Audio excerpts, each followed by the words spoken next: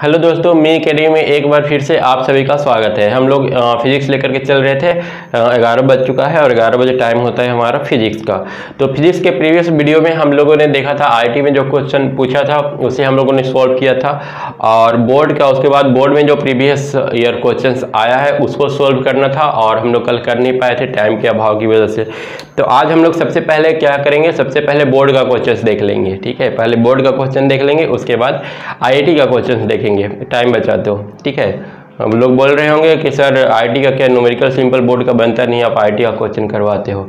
तो देखो बच्चों, हिम्मत नहीं हारना है। अगर थोड़ा सा मेहनत करोगे तो क्वेश्चन सॉल्व होगा। अगर आपने थ्योरी ठीक से पढ़ रखा है, प्रीवियस सारे वीडियो को आपने ठीक से देखा है, ठीक है, जो मैंने ऑब्जेक्टिव एमसीक्यू करवाया है उसे आपने फॉलो किया है, तो क्वेश्चन ना बनने का कोई सवाल ही नहीं उत्पन्न होता है। तो सबसे पहले मन से जीतना है, ठीक है, मन को हारने नहीं देना है। अगर मैदान में हम लोग हार जाते हैं तो उसको फिर से जीता जा सकता है। मैदान में अगर हम लोग हारते हैं तो जीत फिर से दर्ज किया जा सकता है, लेकिन अगर आप मन से हार जाते हो तो फिर इसका कोई सोल्यूशन नहीं है। ठीक है, तो हिम्मत को बनाए रखना है और टेंशन नहीं लेना है। क्वेश्चन हमने आईटी का देखा था, कितना आसान क्वेश्चन था। प्रीवियस वीडियो में हमने उसका 6-7 क्वेश्चन डिस्कस किया था, न्यूमेरिकल डिस्कस किया था, और काफ़ी ज़्यादा सिंपल था एकदम। जो प्रीवियस हमने एमसीक्यू किया था उससे बिल्कुल मिलता जुलता है।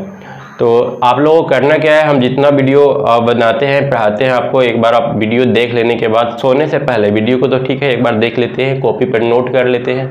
उसके बाद एवरीडे सोने से पहले कम से कम 5 से 10 मिनट एक बार सोच लिया कीजिए कि हम कौन कौन सा चीज़ आपको बताए हैं, क्या बताए हैं, क्या नहीं बताए हैं। जो बताए हैं वो आपको अच्छे से आ रहा है, याद है कि नहीं है। याद नहीं है तो आजकल यार इतना सिंपल हो गया है, मोबाइल खोलो एक बार वीडियो को रिवीजन मार लो, काम खत्म।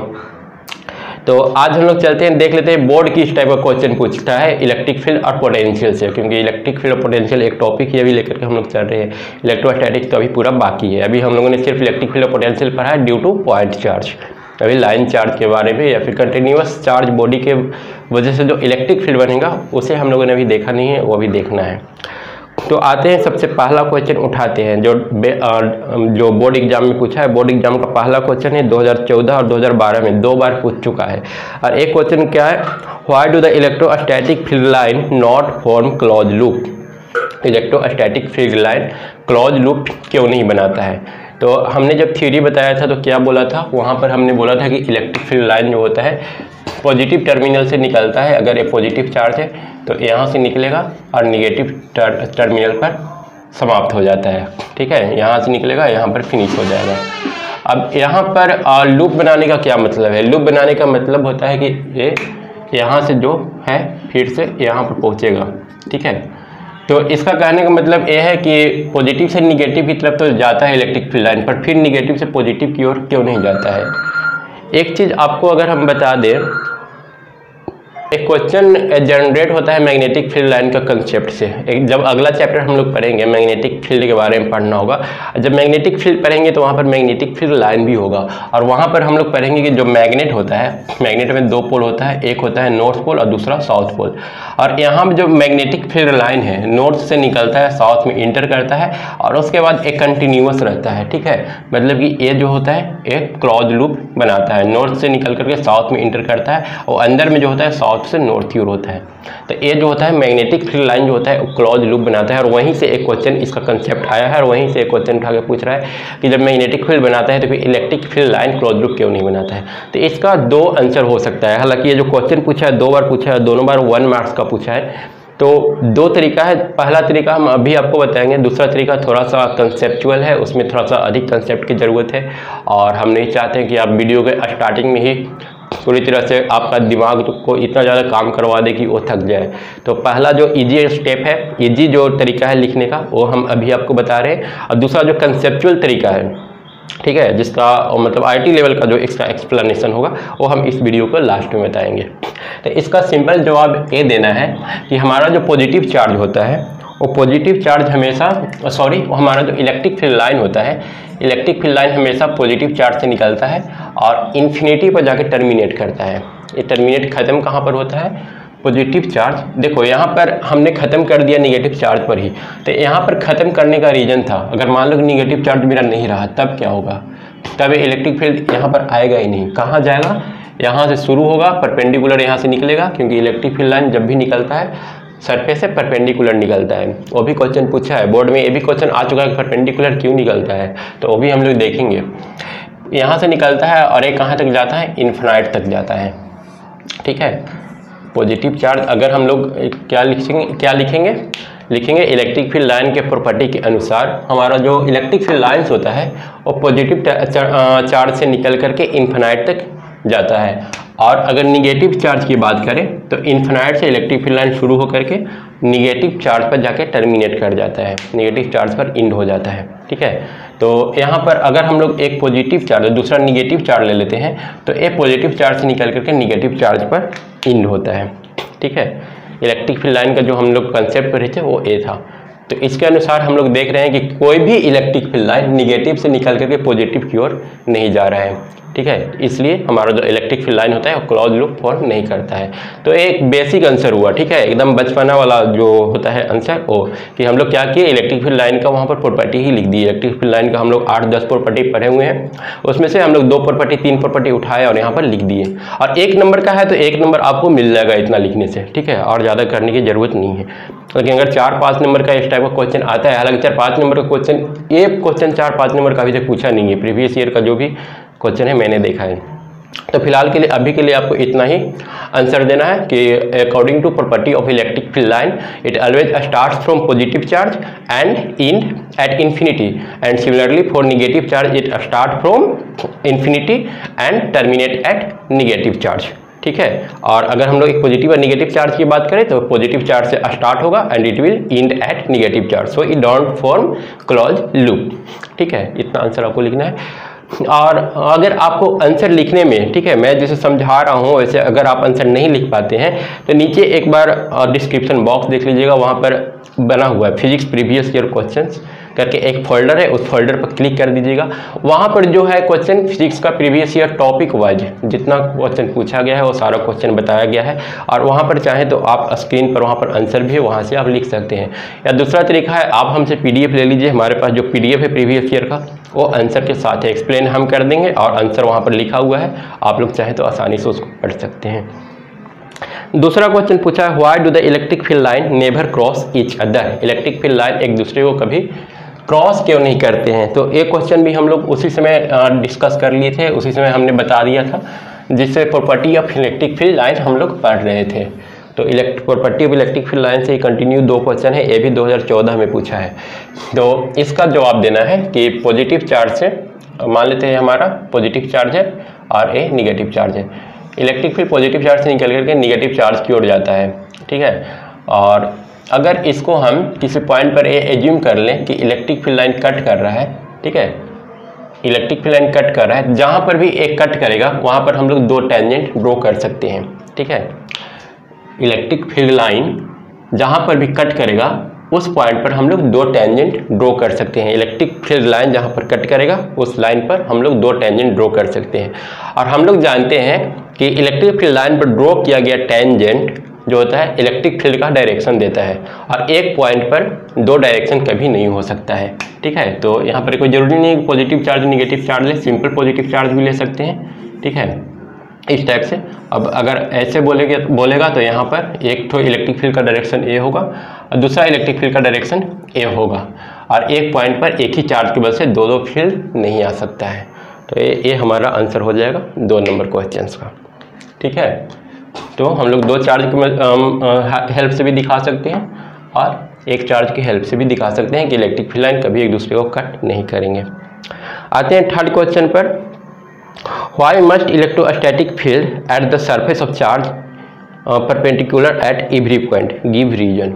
ठीक है, फिर वही रीजन देना है कि कोई भी अगर हम लोग सरफेस लेते हैं, ठीक है, कोई भी सरफेस के किसी पॉइंट पर जो इलेक्ट्रिक फील्ड लाइन होता है वो हमेशा परपेंडिकुलर क्यों होता है, चाहे वो टर्मिनेट करे चाहे यहाँ से निकले। ठीक है, निकलेगा तो भी परपेंडिकुलर निकलेगा, और इस पर अगर इंटर करेगा गिरेगा तो भी परपेंडिकुलर ही गिरेगा। ठीक है, तो ऐसा क्यों होता है? तो ऐसा इसलिए होता है क्योंकि इसके बगल में भी चार्ज होगा। ठीक है, चार्ज जब इस पर हम लोग दिए तो चार्ज कहाँ आ जाएगा, सारा चार्ज आ जाएगा सरफेस पर, सारे चार्जों के बीच रिपल्सन होगा और सारा चार्ज कहाँ आ जाएगा, सरफेस पर आ जाएगा। ठीक है, हमारा स्फीयर है तो सरफेस पर आएगा तो इसके वजह से जो इलेक्ट्रिक फील्ड होगा इस डायरेक्शन में होगा, इस डायरेक्शन में होगा, इस डायरेक्शन में होगा, हर डायरेक्शन में होगा। अगर इस सिंपल एक चार्ज की बात करें तो, दूसरा चार्ज की बात करें तो इसका भी इलेक्ट्रिक फील्ड इधर होगा, इधर होगा, इधर होगा, सारे डायरेक्शन में होगा।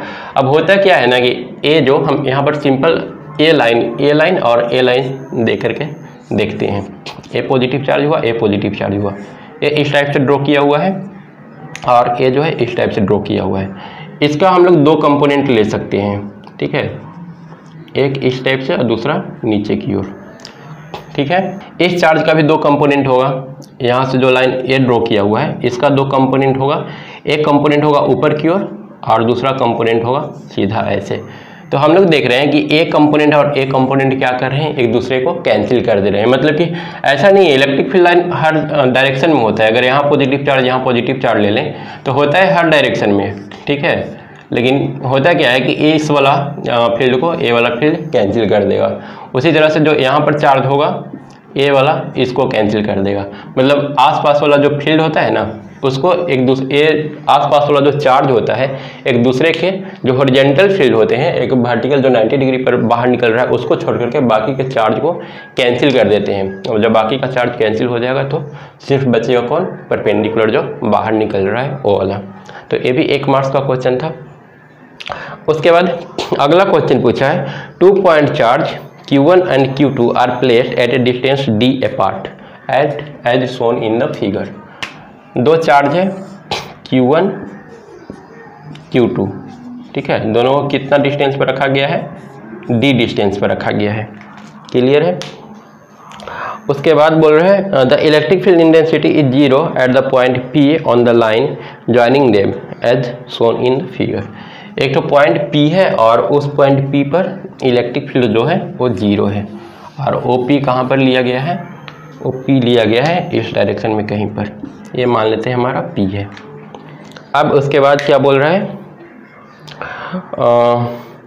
Shown in figure write to conclusion that you can draw from this. अब आप इस फिगर से क्या कंक्लूजन निकाल सकते हैं, ठीक है। काफ़ी मतलब हाई क्वालिटी का एक क्वेश्चन हो गया कि आप इससे क्या कंक्लूजन निकाल सकते हैं। कंक्लूजन आप तभी निकाल पाएंगे जब आपका कंसेप्ट पूरी तरह से क्लियर होगा, ठीक है। अब यहाँ पर इलेक्ट्रिक फील्ड 0 है तो पहला कंक्लूजन तो ये निकलता है। अगर मान लें इसको पॉजिटिव चार्ज, इसको भी पॉजिटिव चार्ज, तो यहाँ पर इलेक्ट्रिक फील्ड कभी 0 नहीं होगा। दोनों की वजह से इलेक्ट्रिक फील्ड इस डायरेक्शन में होगा और दोनों ऐड हो जाएगा। इलेक्ट्रिक फील्ड 0 का होने का मतलब कि एक चार्ज पॉजिटिव है और दूसरा चार्ज निगेटिव है। अगर इसको हम पॉजिटिव मान लें तो हमारा ये जो चार्ज होगा निगेटिव होगा।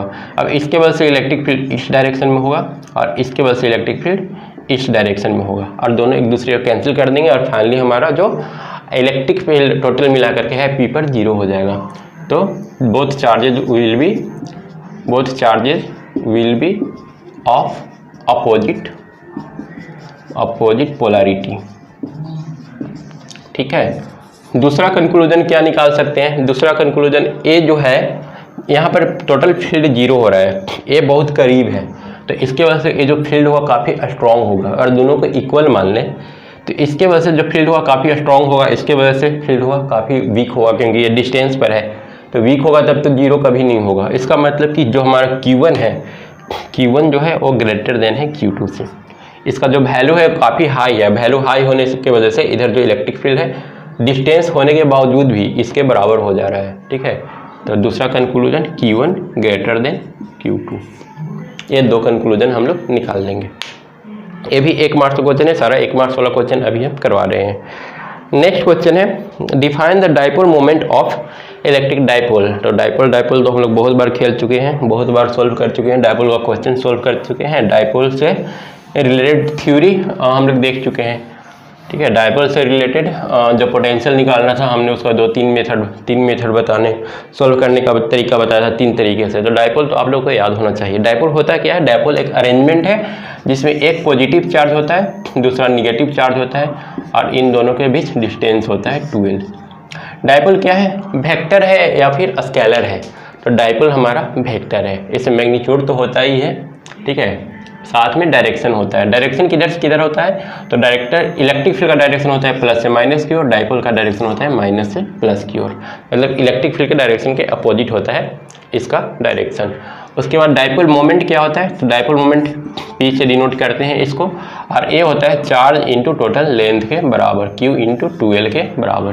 तो ये हमारा हो गया डाइपोल मोमेंट। तो हमने क्या क्या देख लिया, डाइपोल मोमेंट हमने बता दिया। पूछा है कि it is a scalar quantity और वेक्टर क्वांटिटी, तो ये क्या होगा, वेक्टर क्वांटिटी होगा। डायरेक्शन होता है इसमें, डायरेक्शन किधर से किधर होता है, माइनस से प्लस की ओर, ये भी याद रखना, ये बहुत ज़्यादा इंपॉर्टेंट है। उसके बाद डाइपोल मोमेंट हमने बोल दिया Q इंटू 2L के बराबर होता है। अगला क्वेश्चन पूछा है, draw a plot showing the variation of electric field with distance r। Electric field का वेरिएशन हम लोग को दिखाना है डिस्टेंस r के साथ, due to a point charge Q, point charge Q की वजह से। ठीक है, हम लोग अभी सारा कुछ पढ़ रहे हैं पॉइंट चार्ज की वजह से ही, तो पॉइंट चार्ज की वजह से इलेक्ट्रिक फील्ड दिखाने को देगा। E बराबर क्या होता है, 1/4 पाई एप्सिलॉन नॉट Q बटा R स्क्वायर। ठीक है, अब हम लोग को जो ग्राफ प्लॉट करना है वो करना है E और R के बीच। ठीक है, तो हम लोग देख रहे हैं कि अगर R 0 लेंगे तो इलेक्ट्रिक फील्ड कितना होगा, इन्फिनाइट होगा, और जैसे जैसे R का वैल्यू बढ़ाएंगे ये जो वैल्यू है घटता चला जाएगा, तो इलेक्ट्रिक फील्ड मतलब घटता जाएगा। तो R का वैल्यू हम लोग बढ़ा रहे हैं, इलेक्ट्रिक फील्ड घट रहा है, और R अगर इन्फिनिटी कर देंगे तो ये फिर क्या हो जाएगा, 0 हो जाएगा। तो ये हमारा प्लॉट हो जाएगा बिटवीन इलेक्ट्रिक फील्ड और R due to a point charge. ठीक है, मतलब कि इलेक्ट्रिक फील्ड 1/r स्क्वायर के डायरेक्टली प्रोपोर्शनल। उसके बाद अगला क्वेश्चन देखते हैं। क्वेश्चन है क्वेश्चन नंबर 7, 1 मार्क्स का ही है। A proton is placed in a uniform electric field directed along the position x axis. A proton is placed in a uniform electric field. पहले तो एक यूनिफॉर्म इलेक्ट्रिक फील्ड है और electric field का direction जो है पॉजिटिव x एक्सिस में है।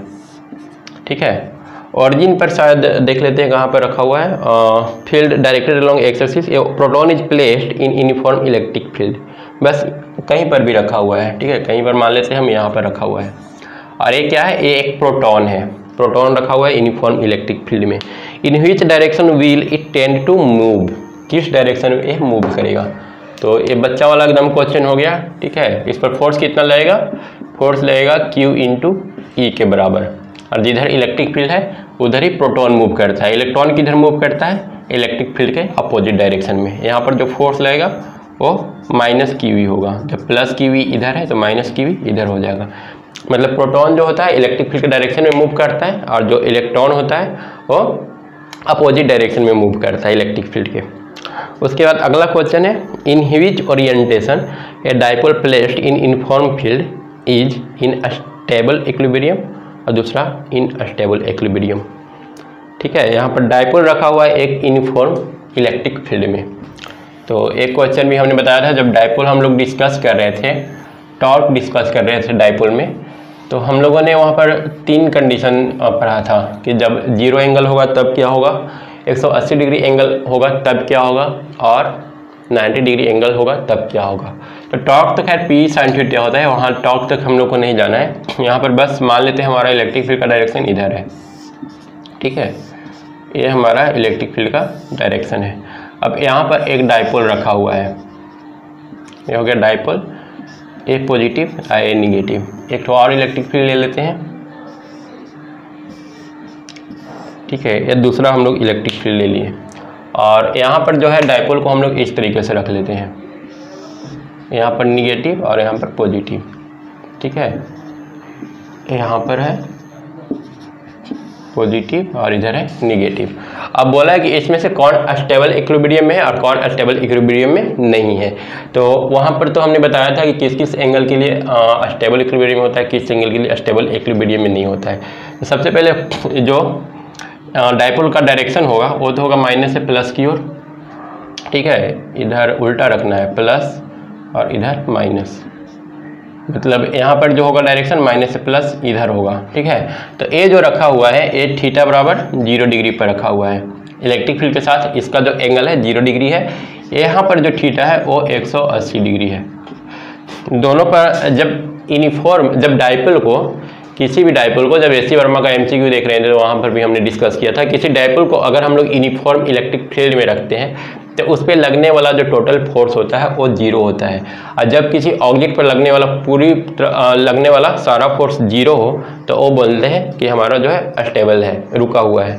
ठीक है, तो यहाँ पर भी जो टोटल फोर्स लगेगा, इस पर फोर्स लगेगा इस डायरेक्शन में, इस पर लगेगा इस डायरेक्शन में। ठीक है, और यहाँ पर जो फोर्स लगेगा पॉजिटिव पर लगेगा इस डायरेक्शन में, निगेटिव पर लगेगा निगेटिव पर जो फोर्स लगेगा वो अपोजिट डायरेक्शन में इधर लगेगा। इसके अलावा यहाँ पर पॉजिटिव और निगेटिव चार्ज है, तो पॉजिटिव और निगेटिव चार्ज क्या करेंगे, एक दूसरे को अट्रैक्ट करेंगे। ठीक है, ये एक दूसरे को अट्रैक्ट करेंगे।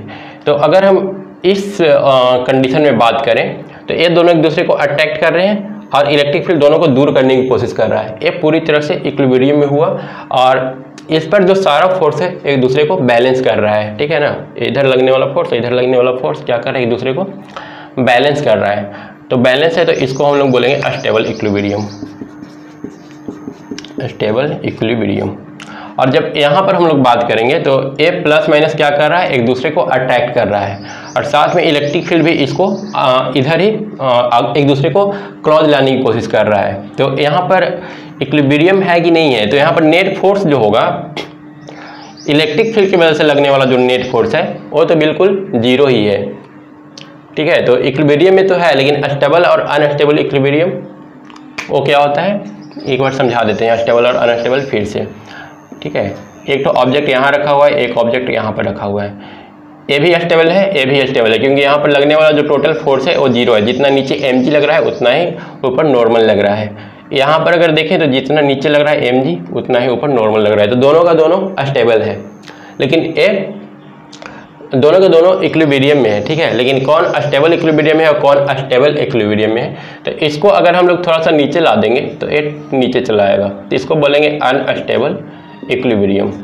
ठीक है, ये अनस्टेबल इक्विलिब्रियम हुआ। और इसको अगर ऊपर ला के छोड़ दें तो ये घूमेगा, उसके बाद फिर से यहीं पर आ जाएगा, ये है स्टेबल इक्विलिब्रियम। तो वही कंडीशन यहाँ पर हो रहा है। इक्विलिब्रियम में तो दोनों है, नेट फोर्स अगर इलेक्ट्रिक फील्ड की वजह से देखें तो दोनों पर इक्वल ही लग रहा है, जितना ये बाहर की ओर लग रहा है, जितना इधर फोर्स लग रहा है उतना ही फोर्स इधर भी लग रहा है, तो दोनों फोर्स एक दूसरे को कैंसिल कर देंगे। यहाँ पर भी जितना इधर फोर्स लग रहा है उतना इधर फोर्स लग रहा है, तो दोनों फोर्स एक दूसरे को कैंसिल कर देंगे। लेकिन ये जो है बिल्कुल स्टेबल है, क्योंकि जितना फोर्स बाहर की ओर लग रहा है उतना ही एक दूसरे को अट्रैक्ट भी ये कर रहे हैं। और यहाँ पर हो रहा है जितना फोर्स अंदर की ओर लग रहा है, ये फोर्स अंदर की ओर लग रहा है और ये फोर्स भी अंदर की ओर लग रहा है, तो क्या होगा, पहले तो क्लोज होगा। ठीक है, दोनों एक दूसरे को चिपकाएगा। ठीक है, दोनों करीब आ जाएगा। करीब आने के बाद ये जो फोर्स है इलेक्ट्रिक फील्ड वाला, वो जो निगेटिव चार्ज है उसको इस तरफ लेके चलाएगा, पॉजिटिव चार्ज को इस तरफ लेके चलाएगा। मतलब एक बार ये रोटेट कर जाएगा, रोटेट करके फिर जब ऐसा हो जाएगा तब हम बोलेंगे कि फिर एक स्टेबल इक्विलिब्रियम हो गया। तो याद यहाँ पर यही रखना है कि जब एंगल 0 डिग्री हो तो स्टेबल इक्विलिब्रियम होता है, और जब एंगल 180 डिग्री हो तो इक्विलिब्रियम तो होता है पर अनस्टेबल इक्विलिब्रियम होता है। इक्विलिब्रियम कहने का मतलब नेट फोर्स दोनों केस में 0 ही होता है। अब आते हैं अगला क्वेश्चन में। क्वेश्चन नंबर 9 बोल रहा है 2 point charge having equal charge separated by L metre distance experience a force of B newton. ठीक है, फोर्स ऑफ B न्यूटन यहाँ पर दिया हुआ है, या फिर इसको 8 न्यूटन दिया हुआ है फोर्स। ठीक है, 2 point charge having equal charges separated by a distance L metre and experience a force 8 newton. 2 charge है, ये मान लेते हैं पॉजिटिव चार्ज है और यहाँ पर भी पॉजिटिव चार्ज है। ठीक है, दोनों के बीच जो फोर्स लग रहा है वो 8 न्यूटन लग रहा है, दोनों के बीच जो डिस्टेंस है L है। तो हम लोग एक बराबर क्या लिखेंगे, ए बराबर लिखेंगे 1/4 pi epsilon not Q1 Q2 बटा R स्क्वायर Q स्क्वायर बटा L square is equal to क्या लिखना होगा, 8 लिखना होगा। ठीक है, अब उसके बाद क्या बोल रहा है, इसके बाद बोल रहा है what will be the force experience by them if they are held in water at same distance. अब इस पूरा सिस्टम को एक वाटर के अंदर ले जाया जा रहा है। जब ये वाटर के अंदर चला जाएगा तो टोटल फोर्स कितना होगा, तो जब वाटर के अंदर जाएगा तो ये फोर्स हो जाएगा 1/4 pi epsilon naught into epsilon R. Epsilon R लिखें या फिर यहाँ पर के लिखें, क्योंकि यहाँ पर डाइलेक्ट्रिक कांस्टेंट लेना होगा हम लोग को वाटर का, और यहाँ पर हो जाएगा Q स्क्वायर बटा L स्क्वायर। इसका वैल्यू कितना होगा ये पूछा है, तो हम लोग एप्सिलॉन आर का जो वैल्यू दिया हुआ है या फिर इसी को के भी बोलते हैं वो दिया हुआ है 80। तो यहाँ से कैसे निकालेंगे इसका वैल्यू? तो इसका वैल्यू जब निकालना हो तो सबसे पहले क्या करेंगे कि इसका वैल्यू पुट कर देंगे, सॉरी ए वाला। इसका वैल्यू हम लोग जानते हैं, इसका वैल्यू कितना जानते हैं, F dash is equal to हो जाएगा, ए वाला पूरा को एफ बोलेंगे हम लोग क्योंकि ऊपर निकाल चुके हैं, ए हमारा एफ था, ठीक है। जिसको हमने घेरा है वो हमारा एफ है, तो एफ बटा एप्सिलॉन आर लिख सकते हैं। इस पूरा टर्म का जो वैल्यू है वो 8 है और एप्सिलॉन आर का वैल्यू 80 दिया हुआ है, तो ए हो जाएगा 1/10 न्यूटन, ठीक है। फाइनल आंसर क्या आ जाएगा, 1/10 न्यूटन।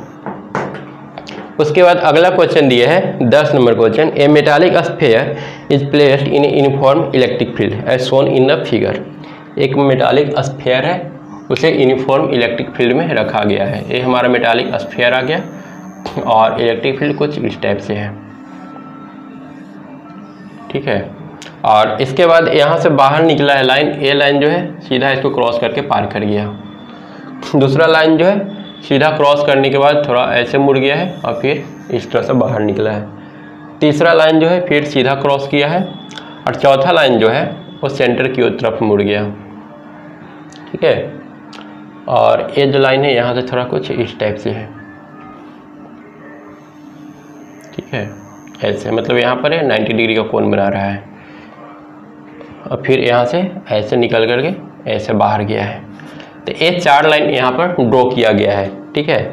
अब इसमें पूछ रहा है which path is followed by electric field line and why. इसमें से कौन सा पाथ है जो इलेक्ट्रिक फील्ड लाइन फॉलो करेगा और उसके पीछे रीजन क्या है, ठीक है।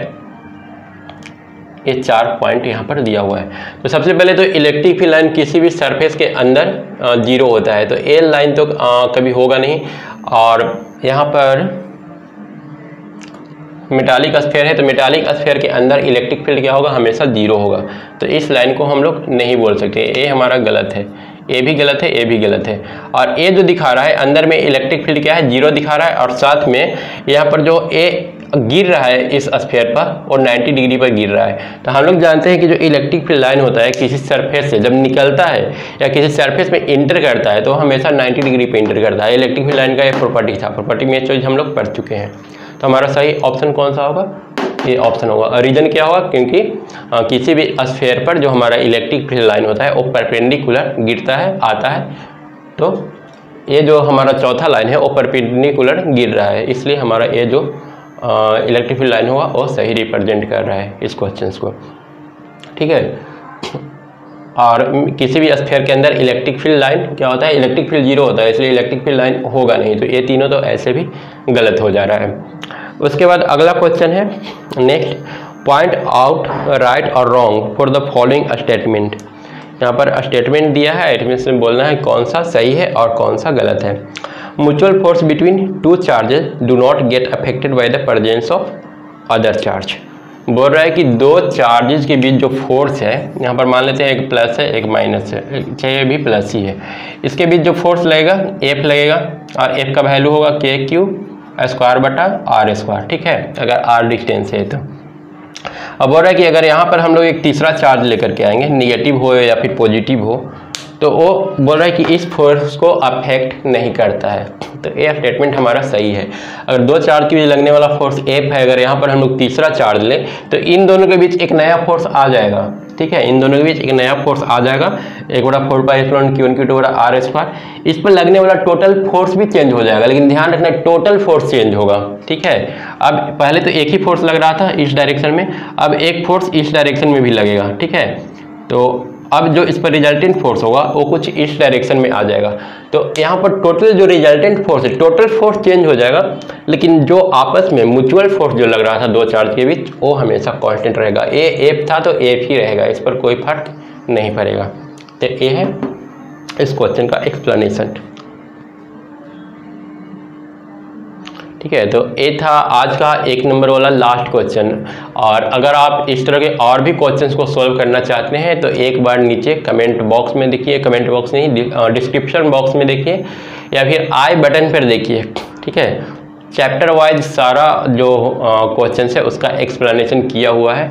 आप वहाँ से सारे क्वेश्चंस का एक्सप्लेनेशन देख लीजिए। वो बोर्ड के लिए बहुत परफेक्ट है और बोर्ड के लिए अच्छा मार्क्स लाने में आपके लिए काफ़ी ज़्यादा हेल्पफुल होगा। तो आज इस क्वेश्चन के साथ ही बोर्ड का जो क्वेश्चन था उसको हम इंड करते हैं और नेक्स्ट डे जो हम लोग पढ़ेंगे, नेक्स्ट डे हम लोग नया टॉपिक स्टार्ट करेंगे। ठीक है, इलेक्ट्रिक फील्ड अभी तक हम लोग पॉइंट चार्ज की वजह से पढ़ रहे हैं, अब हम लोग को पढ़ना है electric field due to continuous charge body. इस टॉपिक से हम लोग अब तक बहुत सारा क्वेश्चन कर चुके हैं। एस.सी. वर्मा देख चुके हैं, 33 सिलेक्टेड क्वेश्चंस देख चुके हैं, बहुत सारा टाइप देख चुके हैं, किस तरह से डायपोल के वजह से पोटेंशियल वगैरह है सारा कुछ निकालते हैं, तो इसमें बहुत हो चुका। अब एक तो और हमने पहला क्वेश्चन बोला था कि पहला क्वेश्चन को मैं एक दूसरे तरीका से एक्सप्लेन करूंगा। ठीक है, अगर 4-5 नंबर का क्वेश्चन आता है तो आप उसको उस तरह से ही एक्सप्लेन कीजिएगा। तो क्वेश्चन क्या था? फर्स्ट क्वेश्चन था electric field line close loop क्यों नहीं बनाता है। तो एक्चुअली इलेक्ट्रिक फील्ड जो है हमारा वो एक कंजर्वेटिव फोर्स है। ये डेंजरस वर्ड आया, पहला डेंजरस वर्ड कंजर्वेटिव फोर्स है। कंजर्वेटिव फोर्स का क्या मतलब होता है? कंजर्वेटिव का मतलब होता है कि इलेक्ट्रिक फील्ड के वजह से जो किया गया वर्क डन होता है वो पाथ पर डिपेंड नहीं करता है। जैसे यहाँ पर एक पॉजिटिव चार्ज है, ठीक है, अब दूसरा हम लोग निगेटिव चार्ज, इसकी वजह से इलेक्ट्रिक फील्ड बनेगा कुछ, ठीक है, इस टाइप से इलेक्ट्रिक फील्ड बनेगा। अब यहाँ पर एक हम लोग निगेटिव चार्ज लेकर के आए और इस निगेटिव चार्ज को यहाँ से घुमा करके ऐसे ऐसे ऐसे करके यहाँ पर लेकर के आते हैं, या फिर सबसे अच्छा होगा और सिंपल होगा, हम लोग यूनिफॉर्म इलेक्ट्रिक फील्ड मान लेते हैं। ठीक है, वेरिएबल इलेक्ट्रिक फील्ड की जगह पर हम लोग यूनिफॉर्म इलेक्ट्रिक फील्ड मानते हैं। ये हमारा यूनिफॉर्म इलेक्ट्रिक फील्ड हो गया। ठीक है, और ये पॉजिटिव चार्ज Q है, तो इस पर फोर्स कितना लगेगा? फोर्स लगेगा Q इंटू E। अब यहाँ से डिस्प्लेस होकर के यहाँ आया है, यहाँ से यहाँ तक ये डिस्टेंस अगर S है तो टोटल जो वर्क डन होगा वो होगा QE इंटू S के बराबर। ठीक है, QE इंटू S, और फोर्स और इलेक्ट्रिक फील्ड का डायरेक्शन सेम है, मतलब कि जिधर डिस्प्लेसमेंट हो रहा है, मतलब कि डिस्प्लेसमेंट का डायरेक्शन और force due to electric field, force का डायरेक्शन दोनों सेम है, तो यहाँ पर जो हमारा वर्क डन होगा वो पॉजिटिव होगा, QE इंटू S। ठीक है, ये हमारा वर्क डन होगा। तो ये जो वर्क डन है वो हम लोग देख रहे हैं कि इस पाथ पर डिपेंडेंट नहीं है। अगर यही फ्रिक्शन फोर्स अगर होता, ठीक है, अगर कोई बोलता है कि फ्रिक्शन फोर्स की वजह से टोटल वर्क डन निकालो, तो हम लोग को हर एक पाथ कंसीडर करना पड़ता, टोटल डिस्प्लेसमेंट की जगह पर टोटल डिस्टेंस लेना पड़ता, और तब हम लोग पता कर पाते हैं कि टोटल वर्क डन कितना हो रहा है। तो फ्रिक्शनल फोर्स को हम लोग कंजर्वेटिव फोर्स नहीं बोलते हैं, लेकिन ग्रेविटेशनल फोर्स, इलेक्ट्रिक फोर्स, ये सारा क्या है? कंजर्वेटिव फोर्स है। और किसी कंजर्वेटिव फोर्स में, ठीक है, अगर चार्ज को उठा करके यहाँ से यहाँ लेकर के जाए और यहाँ से फिर उठा करके यहाँ लेकर के जाए, तो इलेक्ट्रिक टोटल जो वर्क डन होता है वो 0 होता है। ठीक है, कंजर्वेटिव फोर्स के द्वारा एक लूप में किया गया जो वर्क डन होता है वो 0 होता है। अब अगर हम मान लें कि electric field line close loop बनाता है, तो यहाँ पर वर्क डन कितना हो जाएगा? यहाँ से पहले यहाँ गया, ठीक है, अब इलेक्ट्रिक फील्ड लाइन इस डायरेक्शन में है अभी, तो इलेक्ट्रिक फील्ड लाइन इस डायरेक्शन में है, तो फोर्स का डायरेक्शन इधर हो गया, डिस्प्लेसमेंट का डायरेक्शन इधर हो गया, टोटल वर्क डन कितना हो गया? F into D.